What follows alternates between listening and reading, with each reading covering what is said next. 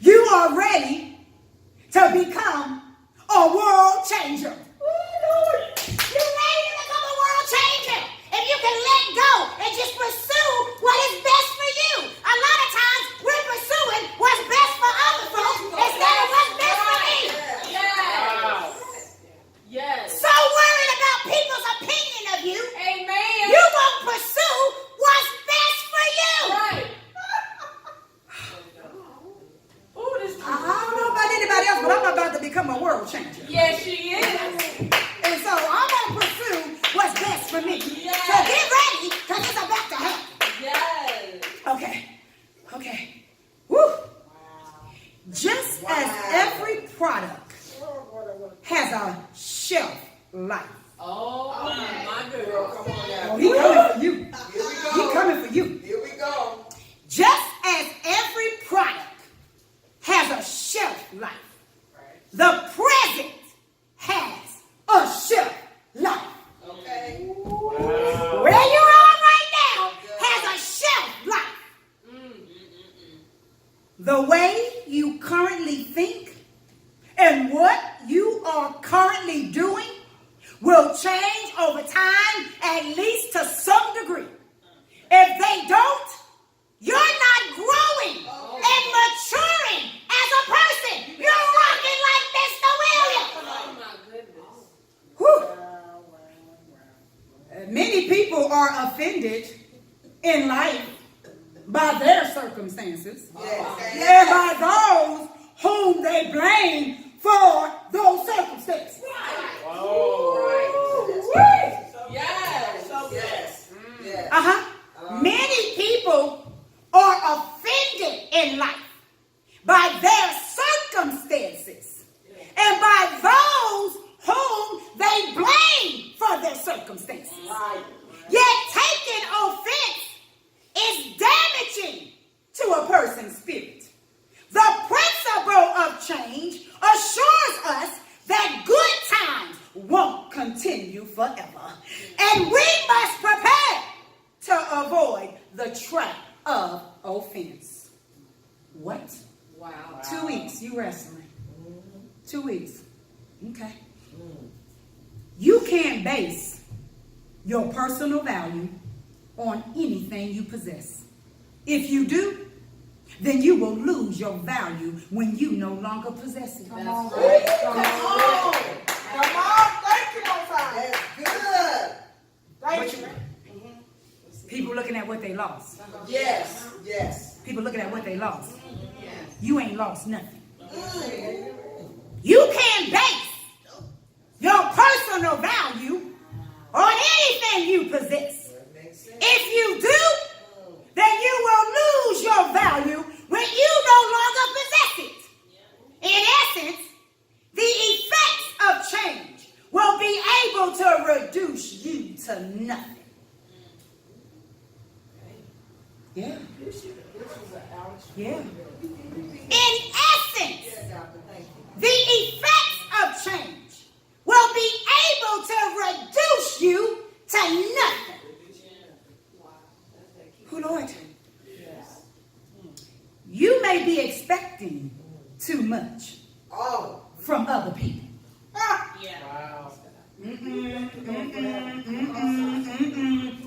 You may be expecting too much from other people, or even from yourself.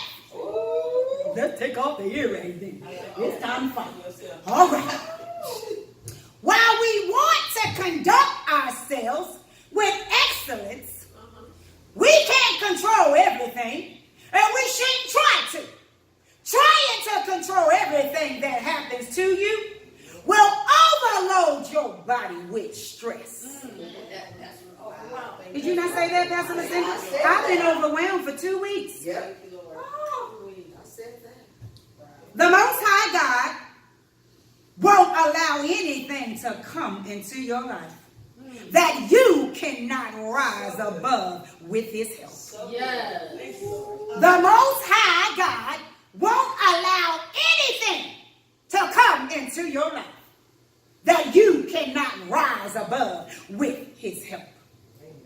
Critical change refers to a traumatic life event, a turning point that completely changes one's way of life, a radical shift in personal or professional status, a desired situation that needs to be addressed, an acute challenge to the status quo, or a 0 hour when a decision or change must be made. Critical change includes both a disruption and a reordering of people's lives. Wow. It impels them to deal with new relationship issues, environments, and circumstances. Critical change can be the greatest motivator for progress. What? You might want to ask for a critical change. Critical change can be the greatest motivator for progress. Periods of personal, community, or national challenge can be times when we undergo the greatest development of maturity, wisdom, compassion for others, social advancement, and economic development. If we allow the change to stretch us and to exercise our innovative qualities. Ooh, you got to allow change to stretch you. Oh, Lord. Let your personal motto during times of critical change be innovation. Learn to use every situation to maximize your growth and creativity and to cause you to think beyond the norm as that you can progress in significant ways. Yes. Oh, Lord. It has been said that people initiate personal change only when the pain of remaining the same exceeds the pain of change. What you say? It has been said that people initiate personal change only when the pain of remaining the same exceeds the pain of change. Oh, Lord. It is comfort that creates tradition. Okay. It is comfort that creates tradition. It is discomfort that creates transformation. Ooh, Lord. Get a little bit uncomfortable, Master Messenger. You got to transform, girl. You get a little bit uncomfortable. It is discomfort that creates transformation. The average person doesn't know what he or she is capable of until change affects him or her. Yeah. In general, the human spirit thrives on finding solutions to chaotic conditions. What you say? The human spirit thrives on finding solutions to chaotic conditions. Eagles are the only birds that fly towards the storm. It says that. Eagles are the only birds that fly towards the storm. They spread their wings and use the abnormal wind currents formed by storms in order to soar, giving them an opportunity to rest in the storm. Oh, that's good. Wow. Say it again. It's the fourth class. Amen. They know how to benefit from critical change in their environments. Have you learned the same? Okay. Have you learned the same? Nope. We can become staying armored of what we have already completed, that we cease to pursue what we can still accomplish. Wow. Change has a way of making us move beyond what used to impress us about ourselves. Yes. Oh, I know that's right. All right. Change has a way of making us move beyond what used to impress us about ourselves. Wow. It shortens our self-congratulatorial celebrations and spurs us on to do greater things. You stuck just celebrating? Oh, I did this last year. I did that last year. I did that before. Okay, so what you doing now? Because ain't nothing changed about you in all these years. What you doing now? This is serious. It's very serious. This is so serious. You know they do. I mean, you look at your life right now, you be like this. 8 years ago, what was I doing? The same thing. 7 years ago, what was I doing? The same thing. I'm sorry, yesterday, what was I doing? The same thing. Releasing one's potential usually requires the element of responsibility. You want to take responsibility for yourself? Releasing one's potential usually requires the element of responsibility. Another way of saying this is that ability requires responsibility in order to be manifested. Wow. Okay, I'm going to say that again. Yeah. Another way of saying this is that ability requires responsibility in order to be manifested. Yeah. Wow. So what is your ability that you have in this change that you need to be responsible for? Wow. Then you'll see manifestation. My Lord. A change in conditions often forces us to accept duties and obligations. What you say? What? That make us dig deeper into the reserves in our capacities. Ooh-wee. When an unexpected event or situation occurs, it can prompt you to manifest a self that people didn't know was in you. There you go. That you never knew was in you. Unexpected change can help to manifest who you really are. Ooh, that's good. That's good. In times of change, we must have an element in our lives that is permanent and stable, that transcend past, present, and future. What's the element in your life that's stable Wow.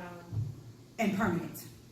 Because a lot of times we're rolling with folks that are unstable, they ain't permanent, they ain't going to change, they ain't trying to shift, and you got yourself attached to that. Yes. Ooh. And you better realize there's a difference between assignments, people are assigned to you, and attachments.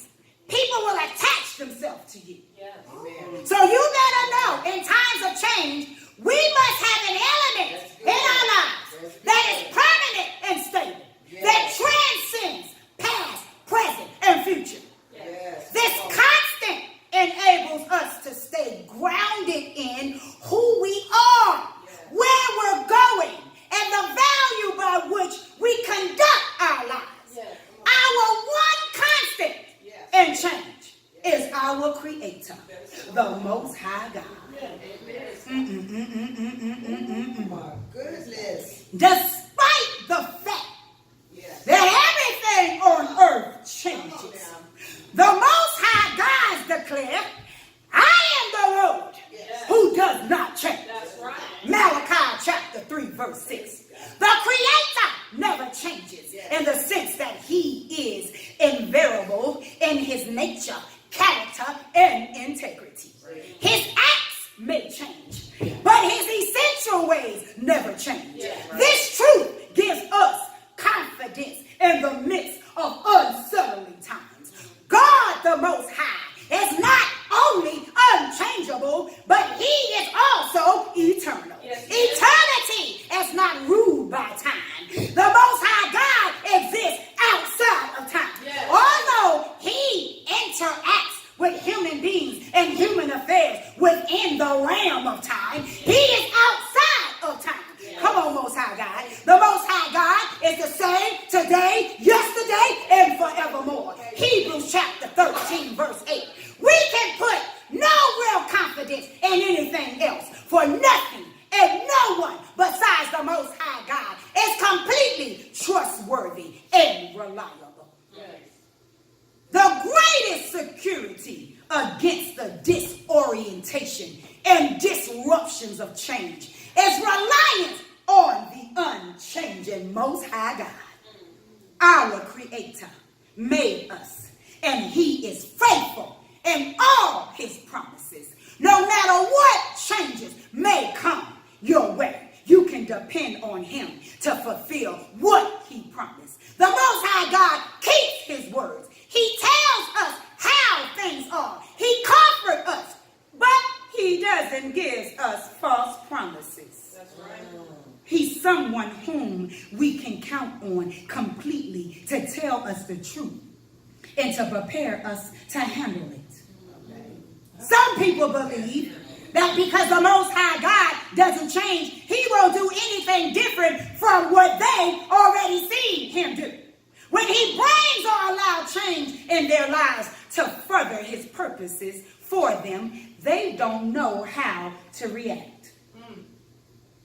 The Most High is always working in our lives. And his work involves transformation. What you say?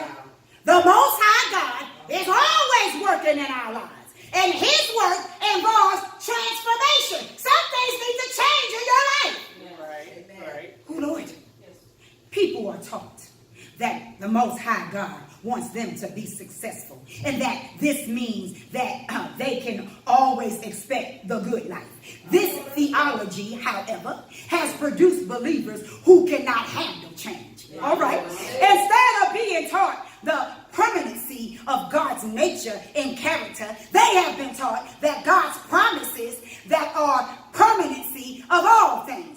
God, the Most High, never guarantees that there won't be times when we'll have to hold to his promises, no matter what appears to be and against all odds. Oh, my goodness.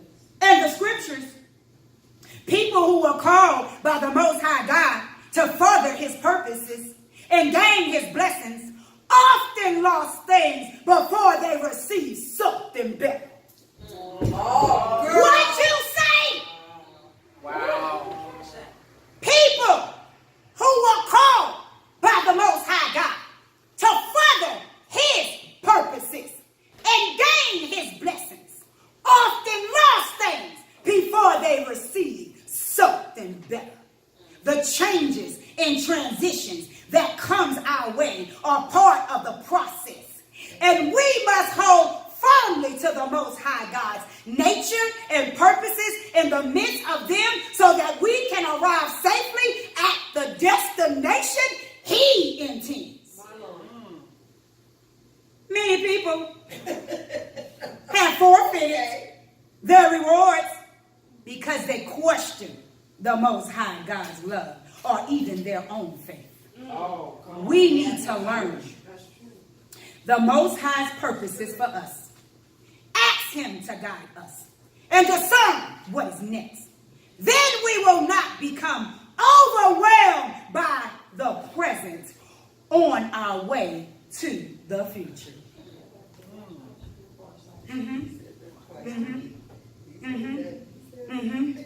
We need to learn the Most High God's purposes for us.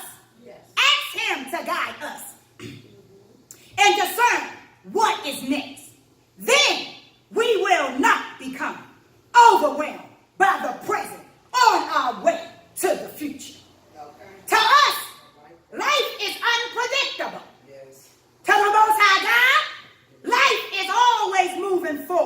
the fulfillment of his ultimate purposes. Oh, Lord. It's not only good. It's not only the good things in life that are temporary or seasonal. Whatever difficulty you are going through, it's also only for a season. Whatever is happening to you will not last. Do you perceive the new things the Most High God is doing in your life? Stay in touch with him through prayer and reading his word so you won't become overwhelmed by change in your life. Trust him as your strong tower. Psalms chapter 61 verse 3. In your rock, you may experience a time when there are so many changes in your life that you begin to wonder, is God against me?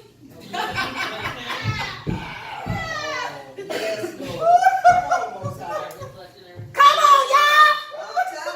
You may experience a time when there are so many changes in your life that you begin to wonder, is the Most High God against me? This is the time to remember that he allows change to come in order to fulfill his purposes in us and through us. I will send down showers in seasons. Come on, Most High. I will send down showers in seasons. There will be showers of blessings. Ezekiel chapter 34 verse 26.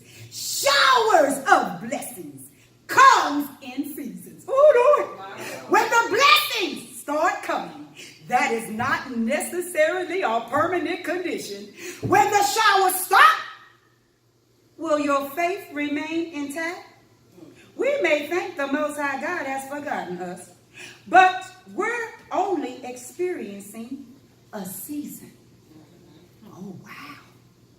There will be a particular season that brings forth fruit.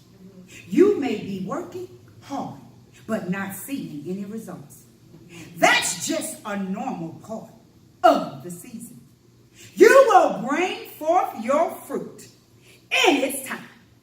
Leaves are a sign that a tree is healthy enough to bear fruit. What you say? Leaves are a sign that a tree is healthy enough to bear fruit. If your life is manifesting leaves, it means your roots of your faith are still grounded. Yeah. This is the time to trust the Most High God. Yeah. Plan hard and work diligently. A season will come that you can feed others through the fruit you bear. Wow. Recognizing that the Most High God ordained seasons cannot be resisted or usurped by human's will is vital to our response to them. The power that propels these seasons is beyond our comprehension. Even though the Most High God has created each of us with a free will, we are still subject to his sovereign purposes for the world. Oh, Lord. No matter what our personal desires, wishes, or attitudes may be, we cannot control an unfolding season or divine destiny. The beginning and the ending of such a season are not determined by man, but by the Most High God's sovereign agenda. Oh, Lord. There is order in the generational progress of humankind. Understanding the principle and benefit of change, especially in relation to seasons and times, is critical if we are to interpret the activities of the Most High God in our generation. We should be committed to fulfilling the Most High God given assignment in our generation. We will receive our reward as we are faithful to follow his purposes in our changing time. God does not cause evil. Rather, he uses all things, both the good and the bad, for the purpose of moving the world towards his ultimate intent. Oh, Lord, this is so good. Hallelujah, and bless your name. Transitional tithes incorporate tens that have been building for some time and are bringing about a significant transformation to the world, Mary. Wow. The plans of the Lord stand firm forever. The purposes of his heart through all generations. Psalms chapter 33, verse 11.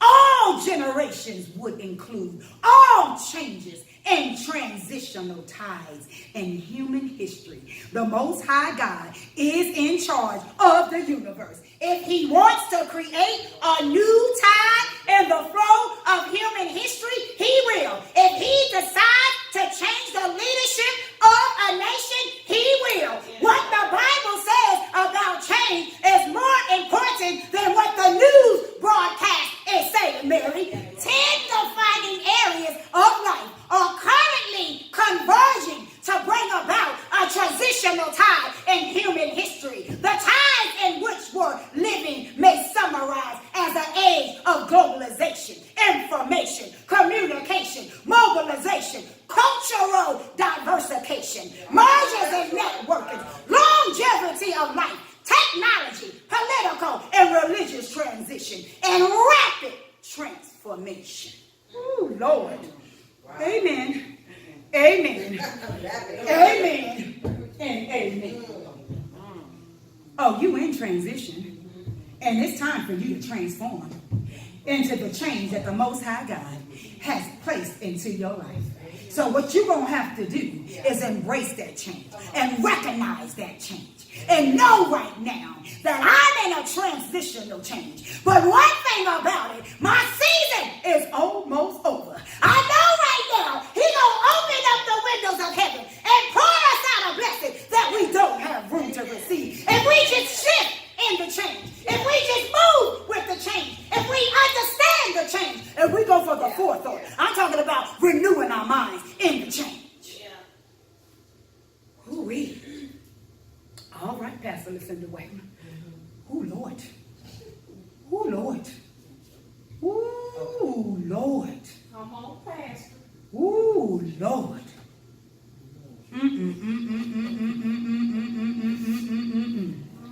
So good. All I can do is say thank you, Most High. Yes. Thank you. Thank you. That's all I can say. Because sometimes we don't put a name on a season, and that ain't even the name of the season. The season is change.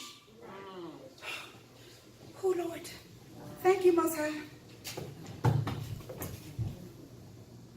You started this 2 weeks ago.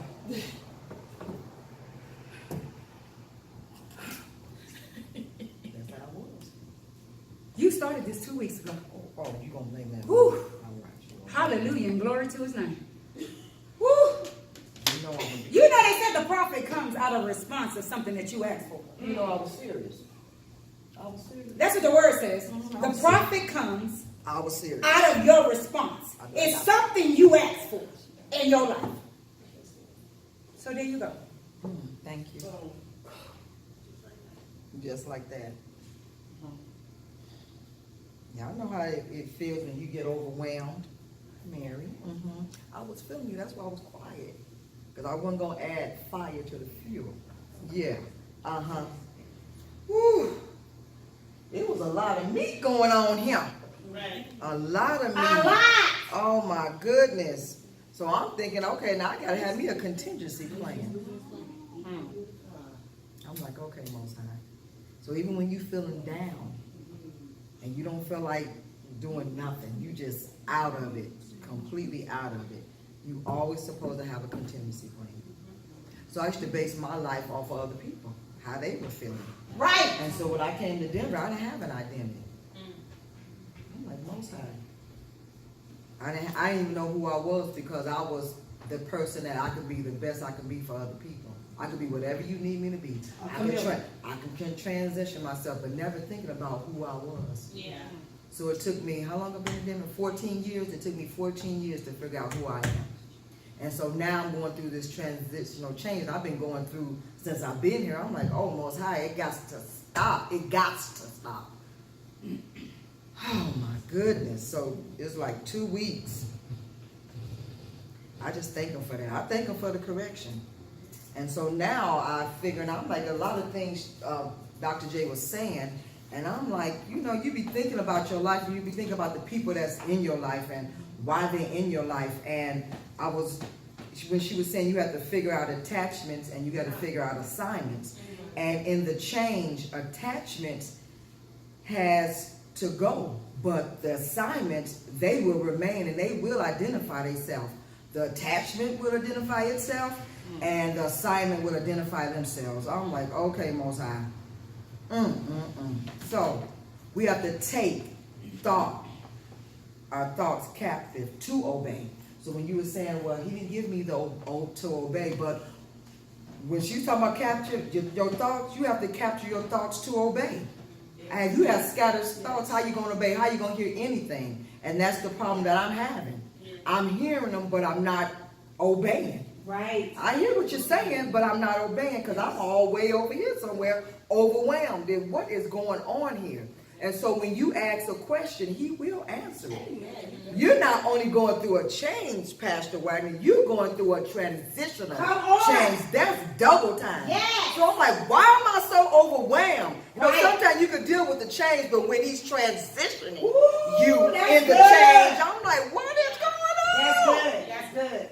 Oh my goodness. And I was just telling, I'm going to be transparent. You know, I got some dental work done and, you know, they give you the best. Like you got the Vicodin, and Vicodin is right under Oxycontin. And I'm on this Vicodin. And I'm like, I cannot sleep. You supposed to be sleep. I'm so loopy. I'm like, why can't I sleep? I should be able to sleep with this going on. So I say, this the heat, Leah. I'm over here worrying Leah. You know, after a while you get dinner work, you eating and you can't eat real food. You got to eat ice cream. You know, the spill, yogurt. You know about that, Renee. And so I'm hungry now. Okay. And I'm begging my sister for the food. And, you know, I'm thinking I'm doing reflection now. In the natural, I'm begging for food, right? In the spirit, I'm begging for food, but I'm so overwhelmed, I don't even know what food I'm begging for. Leah, just give me a little piece of chicken. You got some macaroni and cheese? They give me some macaroni and cheese. You know, you only had a little bit, but it was enough to sustain me.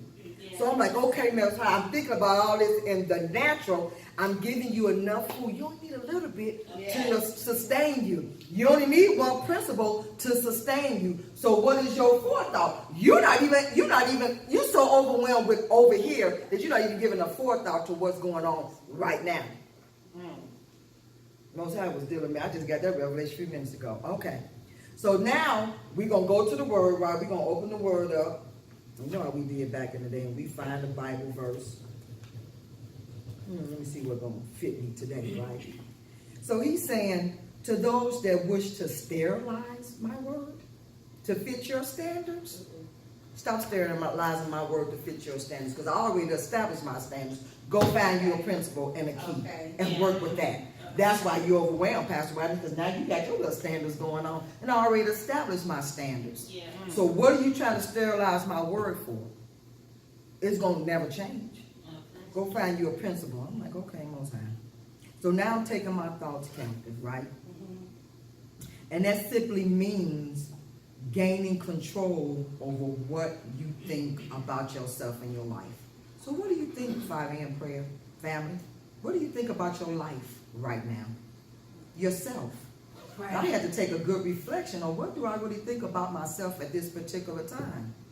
Where do you want to be? So I'm thinking, you know, when you're young, you're like, oh, I want to be a nurse. I want to be this. You know, you think way in the future. You got your plan going, right? So what happens when you get midlife? You stop planning? You stop preparing? Oh, got a little overwhelmness going. Okay. I'm not where I want to be. I'm 54 most. I'm not where I want to be. That's because half the time you done did something I told you not to do. Did I tell you to go get that degree? I don't think you spent 4 years on that. You done did all that education and you back to teaching something that was in your heart in the beginning. But see, you're not thinking about the planning that you did when you was 15. You going way over here because life done get some changes going. Yeah. So I'm back to square one, teaching. Okay, I'm just saying. I did all that. So what you put in your mind, I'm taking this out, this is rude. What do you put in your mind has an effect on what you think. And I know we don't heard this over and over and over again, but it's real to me today. What I have put in my mind is what I think, what I'm thinking. So he says, remember the scary movies you used to watch as a kid, right? And then you had nightmares. It didn't take long to realize that the way to avoid the nightmares is to stop watching those kind of movies. Right. God has provided a way for us to overcome our unhealthy thoughts and behaviors and gain self-control over what we're seeking. It's a matter of taking charge of our life. And he writes in 2 Corinthians chapter 10 and 5, tells us that we are to demolish arguments and every pretension that sets itself up against the knowledge of him. And we take captive of every thought to make it obedient to Christ. There go to obedient again. So in 2 Corinthians, in this text, the Apostle Paul points out that the true enemies, they're not the other person, but their arguments. And I'm like, what, Most High? He said, y'all so focused on the person that you're not focused on what's coming out of the person. That's the true argument, not the person itself. So that could be you. So consequently, he says, the way to battle is to shape the understanding of the real enemy. So who is your real enemy and what are you shaping in your life right now? Don't look at the person, look at what's coming out of their mouth. That's our true enemy. So he's saying being a believer in this world today means not battling the way the world does. So we're battling the way the world does. He says how we battle is give true spiritual wisdom. So that's what went forth this morning. True spiritual wisdom. I'm like, oh God. Then he says, you have to love your enemies. And you know that's in the word. But we thinking other people, what if the enemy is truly you? Can you love yourself? Right? I'm like, oh, Most High, come on, tear me up this morning. So we have words that calm us, and we have words that excite us, right? So which direction are your words going? You know, like she said, your words can change the direction of a nation. Yeah. So watch what you think and be aware of the words that come from your thoughts. And I'm like, oh, Most High. Wow. And the actions that follow your words. Okay. So here I go. Go. That's me. Accept responsibility for your thoughts. So it was. My emoji, my head was sunk in the water. I'm accepting responsibility for my thoughts because that's how I